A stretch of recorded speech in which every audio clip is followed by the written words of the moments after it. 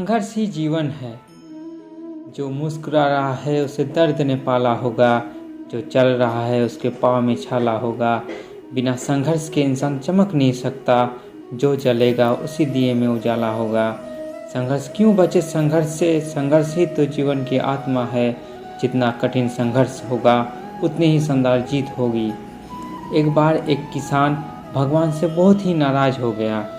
किसान बहुत मेहनती था, बहुत मेहनत से वो खेतों में अनाज उगाता, उसकी देखभाल करता, पर अक्सर उसकी फसल खराब हो जाती।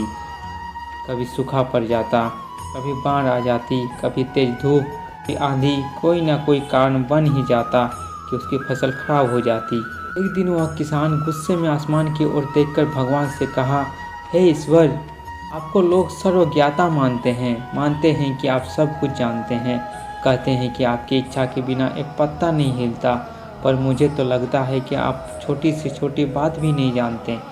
आपको तो ये भी नहीं पता कि खेतीबाड़ी कैसे करते हैं। अगर आप जानते होते तो हर समय जो बाढ़, आंधी, तूफान आते हैं वो कभी नहीं आते। आप नहीं जानते कि कितना नुकसान उठाना पड़ता है हम किसानों को। यदि आप मेरे हाथ में यह शक्ति दे दे कि जैसा मैं चाहूँ वैसा मैं मौसम कर दूँ, फिर आप देखना मैं अन्न का भंडार लगा दूँगा। भगवान इस किसान के तीखे वाक्य सुनकर मुस्कुरा रहे थे। वह किसान के सामने प्रकट होकर बोले, मैं आज से तुझे यह शक्ति देता हूँ कि तुम अपनी खेतों पर तुम्हारी जैसी इच्छा ही तुम ऐसा मौसम कर दोगे। मैं बिल्कुल भी दखल नहीं दूंगा, तुम्हारी इच्छा से सब कुछ होगा। किसान बहुत खुश हो गया। किसान ने गेहूं की फसल अपने खेतों में बोई। जब उसे लगा कि खेतों को धूप चाहिए तो खेतों को धूप मिले, जब पानी बरसना चाहिए तो पानी बरसा। आंधी, तूफान, बाढ़ कुछ भी उसने अपने खेतों पर आने नहीं दिया। किसान के खेत में इस वर्ष ऐसी फसल हुई जैसी कभी नहीं हुई थी। हरी भरी लहलहाती फसल, मन ही मन वो बहुत खुश हो गया और सोचने लगा, अब सबूत के साथ दिखाऊंगा भगवान को कि इसे कहते हैं शक्ति का सही उपयोग। मेरी सफलता देखकर उन्हें अपने नियम जरूर बदलने पड़ेंगे।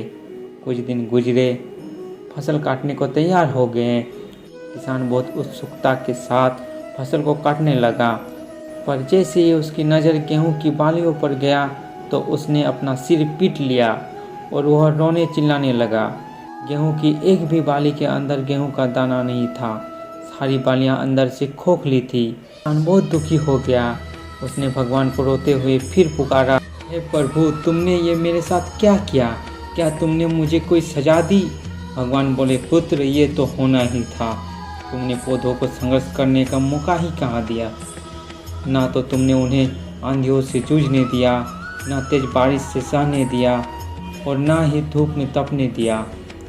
एक भी चुनौती का सामना तुमने उन्हें नहीं करने दिया, इसलिए सारे पौधे अंदर से खोखले रह गए। जब आंधी, तूफान, तेज बारिश और धूप पड़ती है तभी ये पौधा अपने अस्तित्व को बचाने के लिए संघर्ष करते हैं, और इसी संघर्ष से एक बल पैदा होता है जिसमें शक्ति होती है। और यही ऊर्जा पूर्ति तेरे गेहूं के दानों की तरह जो नहीं फूटी, तूने उन्हें कठिन परिस्थितियों से गुजरने ही नहीं दिया। जहां उनके अस्तित्व का जन्म होता, सारे बालियां इसलिए खाली है, इसमें एक भी गेहूं का दाना इसलिए नहीं है क्योंकि तुमने अपने पौधों को संघर्ष कराया ही नहीं। याद रखिए, स्वर्ण में स्वर्णीय आभा तभी आता है जब वह आग में तपने, गलने और हथौड़ों से पीटने जैसे संघर्षों से गुजरता है। कोयले का टुकड़ा हीरा तभी बनता है जब वह उच्च दाब और उच्च ताप की मुश्किल परिस्थितियों से गुजरता है।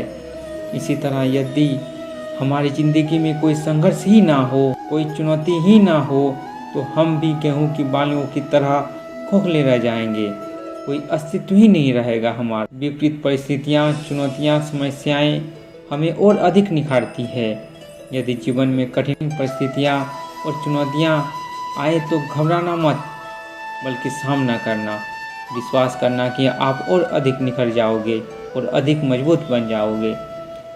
किसी ने कितना सही कहा है, जिंदगी जीना आसान नहीं होता, बिना संघर्ष कोई महान नहीं होता।